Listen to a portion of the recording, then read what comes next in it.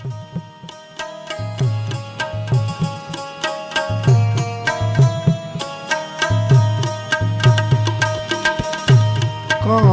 सी कलम से लफ्ज लफ्ज रचे गए, कौन सी कलम से लफ्ज लफ्ज रचे गए। दिल से एहसास से, दिल से एहसास से, भाव से जज्बात से, शब्द शब्द ढल गए, गजल गीत सजे गए। कौन सी कलम से लफ्ज लफ्ज रचे गए।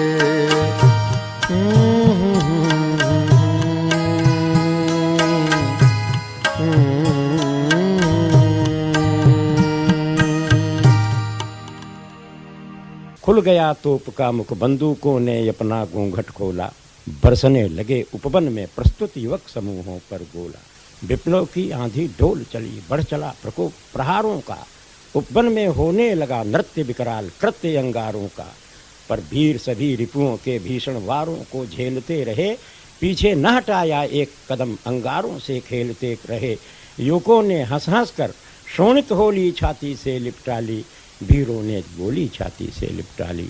इन पंक्तियों को रचने वाले ओजस्वी अग्निधर्मा कवि और कोई नहीं, हिंदी काव्य मंचों का आधुनिक भूषण कहे जाने वाले कवि डॉक्टर बृजेंद्र अवस्थी थे। डॉक्टर बृजेंद्र अवस्थी निर्भीक साहित्यिकता और शैली ने उन्हें देश दुनिया से मिलने वाले अनेक अनेक सम्मानों, पुरस्कारों, उपाधियों, अलंकरणों का सच्चा हकदार बनाया। उत्तर प्रदेश में गोला गोकर्ण नाथ से लगभग 12 किलोमीटर उत्तर में अलीगंज नामक ग्राम में डॉक्टर अवस्थी का जन्म हुआ सन 1931 में।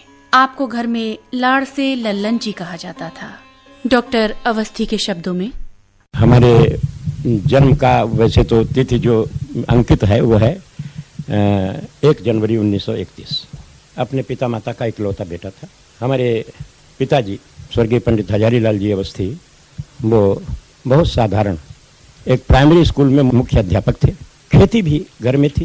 पड़ोस के बनों के टुकड़े कभी कभी वो ले लेते थे और उसकी निकासी कराते थे। इस तरह से घर में बहुत सुख था। 6ठे दर्जे में हमारे पिताजी की मृत्यु हो गई। 7वीं में हमारी माँ की भी मृत्यु हो गई।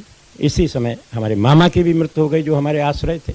बाबा की मृत्यु पहले हो चुकी थी। इस तरह से मैं निराश्रित होता चला गया। एक में वो नाना जी बचे जो चारों वेदों के विद्वान थे और अपने चारों तरफ बहुत प्रख्यात आयुर्वेद के आचार्य थे। गुरु जी ही सब उनको कहते थे।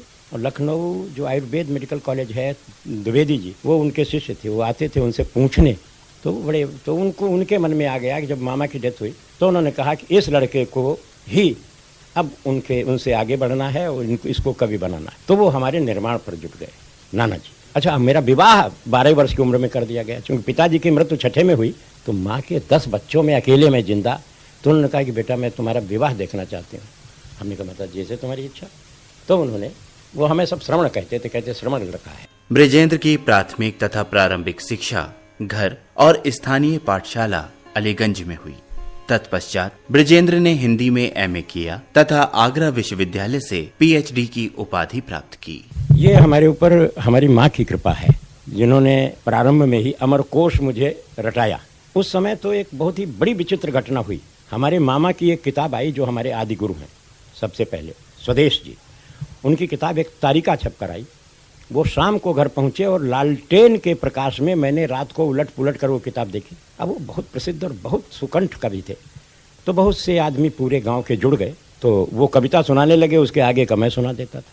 तो उन्होंने कहा बेटा तुझे कितनी याद हो गई? हमने कहा मुझे पूरी किताब याद है। तो उन्होंने कहा ये सुनाओ ये सुनाओ। हमने वो सुनाना शुरू कर दिया। फल ये हुआ कि हमारे मामा जी जिद पर आ गए और मुझे अपने साथ लेकर लखीमपुर चले गए कि ये हमारे साथ रहेगा और पढ़ेगा। ये इसको इस गांव में रहने योग्य नहीं है। 10 बच्चों में अकेले में जीवित था। पिता माता दोनों रोवे लेकिन मामा नहीं माने। वो ज़बरदस्ती मुझे ले गए और मैं लखीमपुर पहुंच गया। ये सन 42 के पूर्व मैं छोटी छोटी कविताएं कुछ लिखता था। सब अंग्रेजों के खिलाफ थी। उस समय मैं बच्चा ही था। तब तक सीतापुर में एक बड़ा भारी कांड हुआ, सीतापुर लाल बाग में। वहाँ बहुत से लोग युवक मारे गए, गोलियां चली, एक तोप भी एक तरफ लगा दी गई थी। तो वो हम वहाँ से हमारे भीतर न जाने कितनी ज्वाला फूट पड़ी। और वहाँ पर जो मैंने कविता उस समय लिखी, अंगारों का तांडव नर्तन विकराल मृत्यु हुंकार उठी, पत्ते पत्ते रेशे रेशे से जय जय एक पुकार उठी, मिल गया धूल में सब उपवन, खुल गया प्रलय का पट विशाल, शोणित प्लावित हो गई धरा सब लाल बाग की लाल लाल, मानव क्या वर्तमान युग में दानव की परिभाषा है, मानव मानव के लोहित का प्यासा।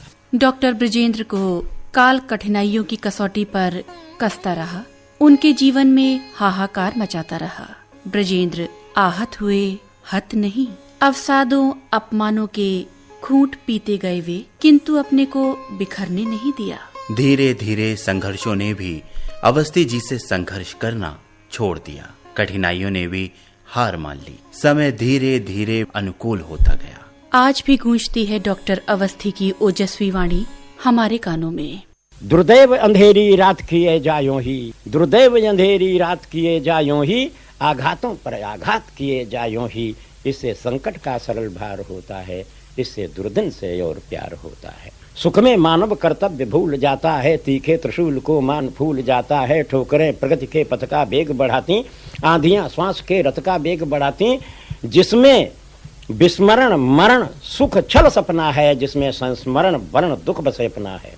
संवेद्य पाठ का शिक्षक तो दुख ही है, मानवता का भी रक्षक तो दुख ही है। जब रामकृष्ण ने भी मानवतन धारा, तो दुख ही उनको लगा धरा पर पैरा। ये तपस्वियों के उर का तप सक्षम है, यह वाल्मीकि की कविता का उद्गम है। दुख के साथी सच्चे साथी होते हैं, सुख के साथी कच्चे साथी होते हैं। इससे मेरे दुख रोम रोम में भर जा, सुख दुख का एकाकार हृदय में कर जा। मेरे प्राणों में जग के प्राण समाए, मेरी वाणी में जग के गान समाए। चींटी गज संवेदन संवेदन मेरा, हो जाए प्रिय दुख एक निवेदन मेरा। मुस्कानों का पतझड़ व्यर्थ होता है, उजड़ते चमन से प्यार व्यर्थ होता है। मुझको दुख का मधुमास बहुत प्यारा है, जो इस पतझड़ से दूर हरा न्यारा है। ओ मेरी मधुरत तुझको शाश्वत पाऊं, कोकिन बनकर कणकण को गीत सुनाऊं। तब पवन हंस अलिधावन बन जाएंगे, बन मेघ दूत संदेशे पहुंचाएंगे। और जब खूंटी निकले हार, मुझे वह दुख दो, मेरी जय का आधार मुझे वह दुख दो। ओ काल चुनौती अब तुझको देता हूँ, अपने कर में पतवार आप लेता हूँ। कर मात मुझे तो जानू, दे बज्रों के आघात मुझे तो जानू। मैं देख रहा अब तेरा यतुरित बल हूँ, सिर कफन बंधा निशस्त्र खड़ा अविचल हूँ। अपने तीरों से तू ही आहत होगा, मेरे जय का निनाद अव्याहत होगा। इसलिए तुझसे नहीं डरूंगा, ओ काल अडिग रहे तुझसे युद्ध करूंगा। संघर्षों में पलते बढ़ते बृजेंद्र दृढ़ता से अवरोधों के कारण गढ़ते, नित नूतन प्रतिमान गढ़ते और सफलता के सोपान चढ़ते चले गए। डॉक्टर अवस्थी के शब्दों में, क्योंकि जिसका लक्ष्य छोटा होता है उसकी मंजिल भी छोटी होती है। और हमारे सामने वाल्मीकि, तुलसी, कालिदास, ये सब हमारे आदर्श पुरुष रहे हैं। अगर प्रज्ञा कार्य करती रहे तो फिर निश्चय ही अंतरधारा से जिनका टूट गया प्रवाह, अब स्वर से स्वर तक जिनका काव्य आ गया है, और मेधा प्रज्ञा के अजर अमर मंच से उतर अब उदर कमर तक जिनका काव्य आ गया है। मैंने जीवन में एक आदर्श लिया है। सबसे बड़ी बात ये होती है कि जब हम दूसरे को उसकी वरीयता मानेंगे, देंगे, तो वो हमारी वरीयता स्वीकार करेंगे। डॉक्टर बृजेंद्र अवस्थी ने अपने जीवन काल में 2.5 दर्जन पुस्तक प्रसून माँ वाग्देवी के पूज्य पद कमलों में निवेदित किए हैं। उनकी मुक्त रचनाएं जहां प्रबंधात्मकता का सम्मान है, वहीं उनकी प्रबंध रचनाएं मौक्तिकता का आख्यान है। हर महीने में एक पुस्तक आने का हमारा अनुष्ठान है, क्योंकि तुलसीदास जी ने कहा है, निज कवित्व के लाग ननी का, सरस होए अथवा अतिथि का। तापसी अगर भक्ति का दिव्य काव्य है तो मनोरमा करुण रस का हमारी पत्नी की मृत्यु पर लिखा हुआ पूरा काव्य है। जवानों जिंदाबाद कारगिल के युद्ध की रचना है, और कुछ पन्ने इतिहास के, ये सब राष्ट्र को अर्पित है। सच्चाई यह है कि ऐसी मेरे कोई ग्रंथ या कोई कविता नहीं है जिसमें राष्ट्रार्चन न हो।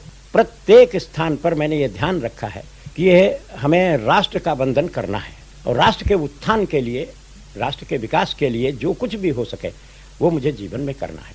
मैं सबसे अधिक आवश्यक मानता हूँ चरित्र।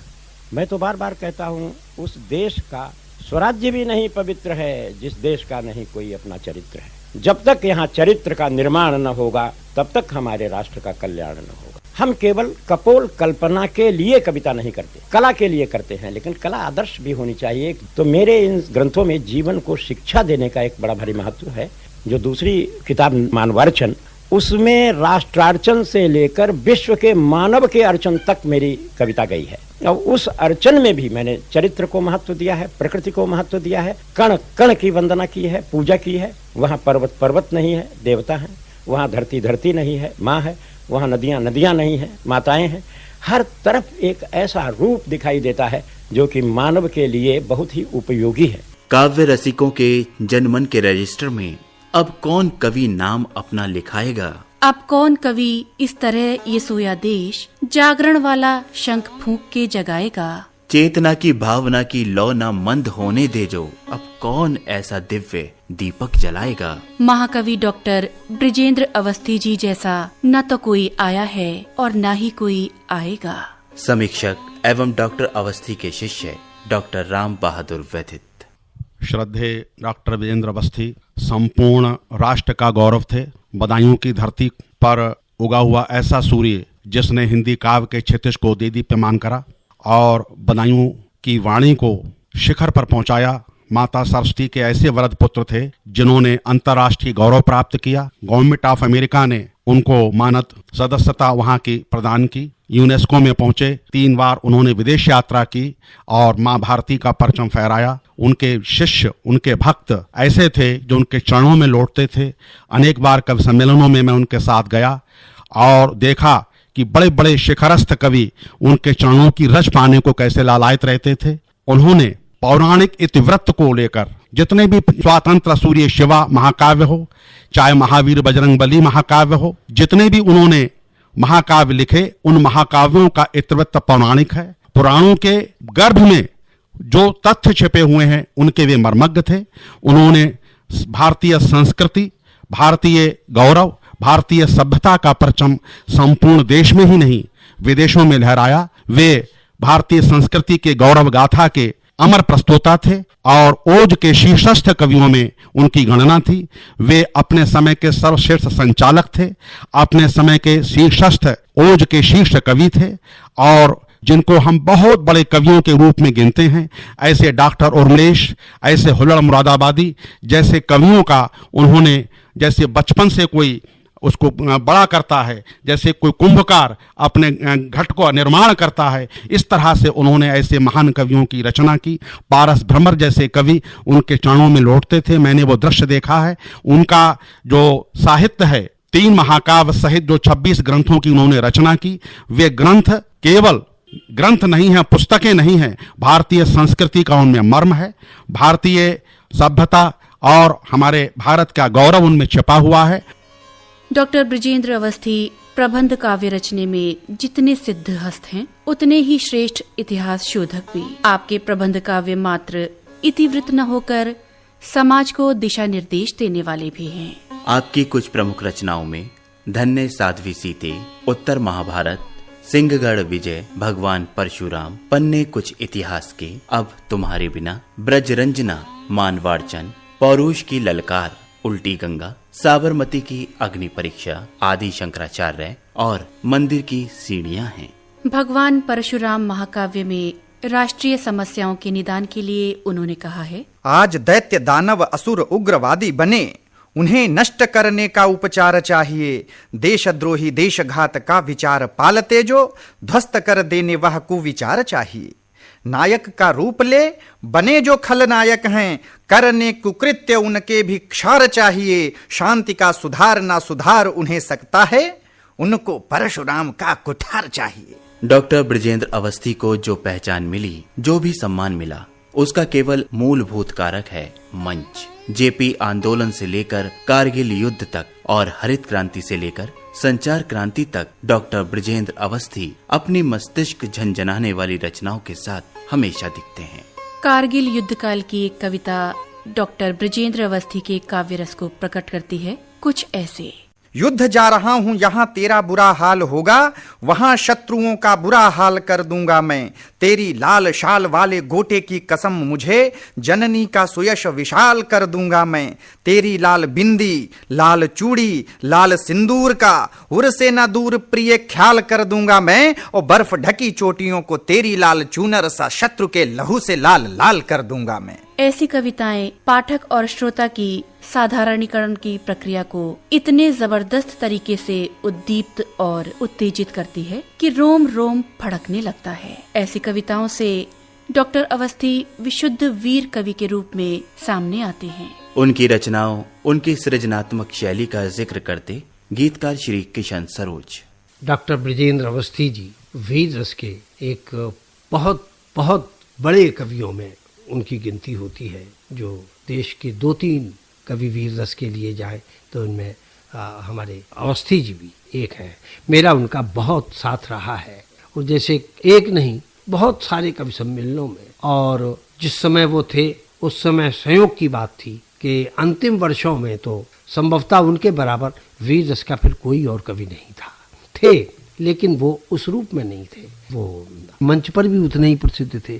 और बल्कि मुझे दूसरी तरह से कहना चाहिए कि ब्रजेंद्र अवस्थी जी उस समय जो कविताएं होती थीं, चाहे वो ब्रजेंद्र अवस्थी जी हों या कोई भी मंच का कवि हो, वो वही रचनाएं पढ़ता था जो साहित्य में जिनका मान सम्मान होता था, जिन रचनाओं का जिनकी गिनती होती थी। तो उनकी जाने से भी हमारे हिंदी साहित्य को बहुत बड़ी क्षति हुई है। बहुत बड़े विद्वान तो थे ही वो, लेकिन कविता वीर रस की, यद्यपि मैं एक बात बताऊं कि शुरू में उन्होंने भी श्रृंगार रस की बहुत कविताएं लिखी थी। उनके जाने से साहित्य में बहुत हानि हुई है साहित्य को। उमंग पर तुरंग था, तरंग पर तुरंग था, नवीन ढंग ले अनूप रंग पर तुरंग था, छलांग मार मार अंग अंग पर तुरंग था, मतंग पर तरंग था, तरंग पर तुरंग था। डॉक्टर ब्रजेंद्र अवस्थी मूलतः वीर रस के कवि के रूप में जाने जाते हैं, लेकिन इसका अभिप्राय ये नहीं कि वे और रसों के साथ न्याय नहीं कर पाए। उन्होंने जिस रस में लिखा उसे चरमोत्कर्ष प्रदान किया। भक्ति माधुरी के अनेक चित्र डॉक्टर अवस्थी के साहित्य को सत्संग परिसर में तब्दील करते हैं। मीरा घोल रही थी मधुर स्वर माधुरी सी, अधरों में कोई मधुरस घोल रहा था। मीरा खोल रही थी जगत के नयन पट, ऐसा कोई अंतर के पट खोल रहा था। मीरा डोल रही थी जिसे स्वयं हेरती सी, वह मीरा के ही संग संग डोल रहा था। और मीरा बोल रही थी महावन में शाम शाम, सारा वृंदावन मीरा मीरा बोल रहा था। सारा वृंदावन मीरा मीरा बोल रहा था। डॉक्टर ब्रजेंद्र अवस्थी ने हिंदी विषय के प्रवक्ता, हिंदी विभाग के अध्यक्ष तथा प्राध्यापक के रूप में विभिन्न शिक्षण संस्थानों में अपना योगदान दिया। अपने प्राध्यापकीय जीवन में आपने लगभग 2 दर्जन शोधार्थियों का मार्गदर्शन किया। आपके अनेक शिष्य आज लब्ध प्रतिष्ठित साहित्यकार और कवि हैं। उन्हीं में से एक श्री कुलदीप अंगार। लगता है कि अब बदायूं में कुछ रहा नहीं गुरुदेव के जाने के बाद। कोई साहित्य का ऐसा पुरोधा जो हम साहित्यकारों को समझा सके, कविता की तमीज हम सब लोगों को बताए, और कविता के संबंध में कविता का व्याकरण है, विषय हैं, और उस विषय को कैसे प्रतिपादित करना है ये वो बखूबी जानते थे और उसके संबंध में बताते थे। हम कितनी भी बढ़िया कविता लिख के लाते थे और अन्य लोगों को भी सुना के आते थे कि आज हमने बहुत बढ़िया कविता लिखी है।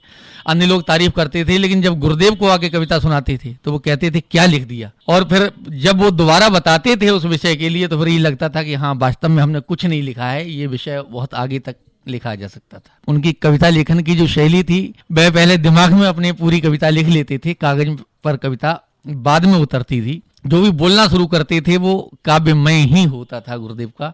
जब छत्रपति शिवाजी महाकाव्य गुरुदेव लिख रहे थे, ये दृश्य मैंने देखा है। इसी मकान में, इसी कोठी में वो बैठते थे अंदर खाने की मेज पर, एक हाथ में गद्य की किताब होती थी और एक हाथ में पेन होता था। उधर गद्य पढ़ते थे और पद्य लिखते थे। ये प्रतिभा मैंने आज तक किसी कवि की नहीं देखी। उनका सुकाव्य कोरी कल्पना का बेग नहीं, बह वेदों की पुराणों की कहानी बोलते।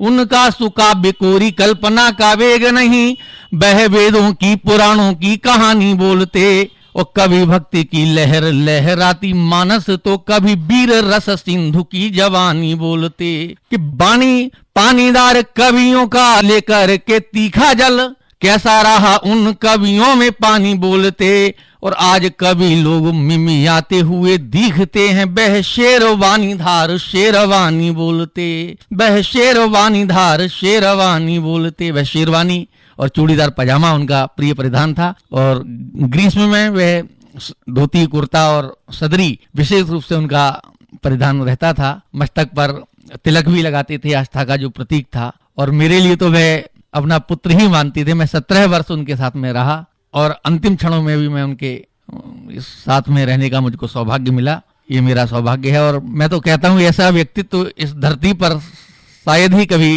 पुनर्जन्म लेकर आए जैसा व्यक्तित्व राष्ट्र कवि डॉक्टर ब्रजेंद्र जी अवस्थी मेरे गुरुप्रवर। और मेरे यज्ञोपवी संस्कार में उन्होंने मुझको गुरु मंत्र भी दिया था, मैंने उनसे ही गुरु मंत्र लिया था, इसलिए वास्तव में वो मेरे परम प्रिय गुरुदेव। यद्यपि किसी कवि का सबसे बड़ा सम्मान होता है उसे जनता द्वारा जन कवि के रूप में स्वीकारा जाना, उसका राष्ट्र कवि होना, उसका महाकवि और एक संवेदनशील दिलदार इंसान होना, तो भी कुछ विशिष्ट सम्मान डॉक्टर ब्रजेंद्र अवस्थी के संबंध में उल्लेख्य हैं। राष्ट्र रत्न पुरस्कार, लोक नायक पुरस्कार, निराला सम्मान, कीर्तिमान सम्मान, कवि केसरी सम्मान, ब्रह्म कीर्ति सम्मान, मानस मंच पुरस्कार, मानद नागरिकता, बाल्टीमोर अमेरिका की, वीर रस शिरोमणि एवं स्वर्ण पत्र अभिनंदन, वीरांगना अवंतीबाई लोधी पुरस्कार, यश भारती। लगभग 500 अभिनंदन उनके हुए। डॉक्टर अवस्थी के पारिवारिक जीवन के बारे में बताती उनकी पुत्रवधू अर्चना अवस्थी। एक मेरा बड़ा परम सौभाग्य है कि मेरा उनसे नाता जुड़ा उनके परिवार से, और उन्होंने कभी भी एक पिता की कमी महसूस होने नहीं दी। ससुर के रूप में भी वो एक पिता के रूप में ही हमारे सामने रहे। और चूंकि घर में माता जी थी नहीं तो मैं बड़ी बहू थी, तो उन्होंने बड़ी बहू का मुझे भरपूर सम्मान दिया। घर में हमेशा अतिथि आते रहते थे उनके समय, और हमेशा स्त्रियाँ हैं कभी कभी थक जाती हैं, तो कभी भी अगर थोड़ा सा भी मन खराब होता था तो हमेशा यही कहा करते थे, बेटा बड़े सौभाग्य से दरवाजे पे अतिथि आता है। तो उनकी ये बातें अभी भी मुझे हमेशा याद आती हैं और घर बड़ा सूना सूना लगता है उनके बिना। वैसी भीड़ भाड़ तो अब घर में होना मुश्किल ही है, पर वो कमी जो है वो कभी भी पूरी नहीं हो सकती। आपका स्मरण करते हुए आपके सुपुत्र राजीव अवस्थी। पूजनीय पिताश्री डॉक्टर ब्रजेंद्र अवस्थी परिवार के प्रति, देश के प्रति, समाज के प्रति बड़े समर्थित व्यक्तित्व थे। उन्होंने जीवन में बड़े उतार चढ़ाव देखे थे। एक बार लखनऊ में कोई आशु कवि सम्मेलन था, टॉपिक दिया जाता था, शून्य पर टॉपिक दिया गया। उन आशु कवि महोदय ने जो रचना उस समय सुनाई, लगभग पौन घंटे तक वो आशु कवित्व करते रहे। उसके बाद संचालक महोदय ने बोले कि अब मैं डॉक्टर ब्रजेंद्र अवस्थी को बुला रहा हूँ। बोले कि मैंने माँ सरस्वती का स्मरण किया और काव्य पाठ करने लगा। जो जो आदरणीय ने शून्य पे चीजें कही थी उनको छोड़ करके मैंने 1.5 घंटे तक, वो जो आशु कवि तहसीलदार साहब थे वो उठकर खड़े हो गए और उन्होंने अपनी मालाएं और सब मालाएं मुझे पहना दी और कहा, असली आशु कवि तो आप ही हैं, मैं आशु कवि नहीं हूँ। ये उनका बोले, इससे मुझे बड़ा उत्साह मिला। तो उनका तो इतना अपार प्यार था सबके परिवार के प्रति, समाज के प्रति और अपने मित्रों के प्रति हर जगह, कि उसका तो वर्णन करना अत्यधिक दुर्लभ है। अभी पिताजी के साथ पूर्व प्रधानमंत्री आदरणीय अटल बिहारी वाजपेयी जी लगभग 50 वर्षों तक उनके संपर्क में रहे और यहाँ तक कि लाल किले में कवि सम्मेलन में पिताजी और अटल जी हुआ करते थे। स्वातंत्र सूर्य शिवा का विमोचन आदरणीय अटल जी से ही पिताजी ने कराया, क्योंकि अटल जी बहुत घनिष्ठ मित्र थे बहुत पहले से। आदरणीय अटल जी प्रधानमंत्री थे, हम उनके आवास पर पहुंचे गाड़ी से, अटल जी बाहर ही बरामदे में खड़े हुए थे। एकदम से उन्होंने पिताजी का स्वागत किया और एकदम चिपट गए, बोले आओ भैया आओ, एकदम करके अपने हाल में ले गए। कोई सज्जन आए, उन्होंने कहा सर आपको चलना है। बोले अब मैं बिल्कुल नहीं जाऊंगा, मेरा परिवार आया है। उन्होंने सब कार्यक्रम छोड़ दिए। जो बातें पिताजी ने भी नहीं हमें कभी बताई थी वो अटल जी निरंतर वहां पर बताते रहे और बड़ा मुस्कुराते रहे। ये सब पिताजी की कृपा का फल है। डॉक्टर ब्रजेंद्र अवस्थी के विषय में बताते हुए उनकी पुत्रवधू डॉक्टर निशी अवस्थी। वैसे तो जीवन बगिया में भांति भांति के सुमन खिले, लेकिन पुण्यों के प्रताप से मुझको मेरे ससुर मिले, जिनकी यश की सुरभित गंधे आज भी मन निर्मल कर जाती हैं। विश्व पूज्य चरणों के प्रति निष्ठा भी भर भर जाती हैं। सचमुच में कभी सोचती हूँ तो अंदर तक हिल जाते हैं, हृदय भावों से द्रवित होने लगता है। कभी भी कहीं पर भी कोई भी परेशानी आई, मनोबल गिरने नहीं दिया। दूसरा सबसे बड़ी उनकी विशेषता मुझे ये लगती थी कि पूरे दिन में कहीं भी वो बाहर से आए, कभी सम्मेलन करके आए, कोई भी उनसे मिलने आया, हमेशा वो उसी प्रेम से उससे मिले। और कभी कभी हम लोग ऐसा भी होता था, पापा थके हुए आते थे पिताजी और आराम कर रहे होते थे, उस समय कोई उनसे मिलने आता था तो कई एक बार ऐसा हुआ कि उनको देखते हुए हम लोगों ने मना किया कि नहीं पिताजी सो रहे हैं, तो उन्होंने उठकर यही कहा, नहीं बहुत दूर से व्यक्ति आया है, कितने अरमान लेके आता है और तुमने हमें क्यों नहीं उठाया। तो इतनी अमूल्य निधि थे जिनको इस समय ना पाकर हर पल ये कसक महसूस होती रहती है कि पिताजी कहीं से आ जाते या हमने उनसे कुछ चीजें ग्रहण नहीं की, उसको अवॉइड करते रहे, तो क्यों ऐसा किया। अद्भुत काव्य प्रयोग कवि को अनूठा सिद्ध करते हैं। डॉक्टर अवस्थी ने हिंदी की खड़ी बोली के अलावा ब्रज भाषा और अवधी भाषा में काव्य सृजन किया है। ये ब्रज अवधी कविताएं डॉक्टर अवस्थी की लोक व्यवहारिकता और बहुज्ञता को प्रमाणित करती हैं। कभी कभी ये लगता है कि शास्त्रीय मान्यताएं यदि कल किसी और रस की, परसों किसी और रस की, तरसों किसी और रस की स्थायी स्वीकृति साहित्य संसार को देंगी, तो उन रसों की खोज भी सहजता पूर्वक डॉक्टर अवस्थी के इसी साहित्य में सुलभ होगी। कुल मिलाकर डॉक्टर अवस्थी का काव्य कोश वाग विलास नहीं, उनका कवि कर्म काव्य के कलेवर की कृत्रिमता के कवच को काटकर कल्पना की कोरी उड़ान भरने वालों के कर्मों कथनों को असंगत ठहराकर ही राहत पाता है। प्रसिद्ध कवि मक्खन मुरादाबादी कहते हैं, उनकी विनम्रता जीने योग्य बनाती है आदमी को। उनकी रचनाएं अपने आप में उस पीढ़ी की, उस रस की रचनाओं में बिल्कुल अलग रचनाएं थी। वे रचना धर्मिता के जितने धनी और संपन्न व्यक्ति थे, इतने धनी और संपन्न व्यक्ति बहुत कम होते हैं। माँ सरस्वती का पूरा वरदान प्राप्त था उन्हें। आशु कविता उनके मुख से ऐसे निकलती थी जैसे पहले से तैयार कविता निकल रही हो, किसी भी विषय पर, किसी भी समय। और मंचों का संचालन करते हुए वो लोगों को ऐसा बांध देते थे कि आज तक याद है, लोग जब वापस होते थे सड़कों पर सुनने के बाद, अवस्थी अवस्थी कहते हुए सुन जाते थे। बहुत बार मैंने सुना है। हिंदी जगत में डॉक्टर अवस्थी को जितना सम्मान मिला, उर्दू अदब में भी उनको वैसा ही सम्मान प्राप्त हुआ। बदायूं के शायर डॉक्टर मसर्रतुल्लाह खां कहते हैं, डॉक्टर अवस्थी जी ने हिंदी साहित्य में बदायूं को एक नया आयाम दिया और नई अंदाज से बदायूं को मुतारुफ कराया। आज भी उनका कलाम हिंदी के कोर्स में मौजूद है। देखा जाए तो अपनी भाषा संस्कृति के उपहार अवस्थी जी हैं, भारत और भारती के श्रृंगार अवस्थी जी हैं, राष्ट्रीयता के ज्वलंत आधार अवस्थी जी हैं, चंद और भूषण के युग अवतार अवस्थी जी हैं। अपने महाकाव्य आदि शंकराचार्य के लोकार्पण के अवसर पर वर्षों बाद 1 जनवरी 2007 को डॉक्टर ब्रजेंद्र अवस्थी अपने गांव अलीगंज आए, जहां कड़कड़ाती ठंड की दुष्प्रभावी तासीर ने उन्हें अस्वस्थ कर दिया और बसंत पंचमी की पूर्व संध्या पर ये सरस्वती पुत्र गोलोकवासी हो गया। डॉक्टर ब्रजेंद्र अवस्थी का व्यक्तित्व और कृतित्व सागर सा अटल और हिमालय सा विशाल है। वे नव प्रतिभाओं के सदा पृष्ठ पोषक रहे। सार्वजनिक काव्य मंचों के वो जनप्रिय रचनाकार तो थे ही, साथ ही दूरदर्शन और आकाशवाणी के भी वो चहेते कवि थे। आकाशवाणी के रामपुर केंद्र के अनेक कार्यक्रम उनकी गरिमामय ओजस्वी उपस्थिति के साक्षी रहे हैं। उनके निधन से साहित्य क्षेत्र में बने निर्वाती क्षेत्र को भरना असंभव सा है, लेकिन उनका जीवन, उनका साहित्य और उनका संदेश आगत पीढ़ियों के लिए सदा प्रकाश स्तंभ का कार्य करता रहेगा। या बदचलन हवाओं का रुख मोड़ देंगे हम, या खुद को वाणी पुत्र कहना छोड़ देंगे हम। लिखने में हिचकिचाएंगे जिस दिन भी हकीकत, कागज को फाड़ देंगे, कलम तोड़ देंगे हम।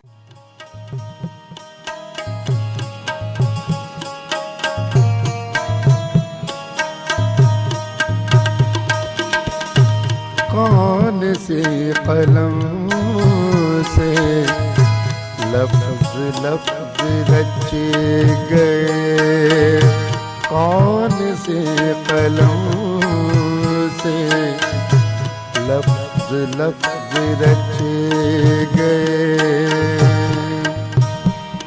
दिल से एहसास से, दिल से एहसास से, भाव से जज्बात से, शब्द शब्द ढल गए, गजल गीत सजे गए।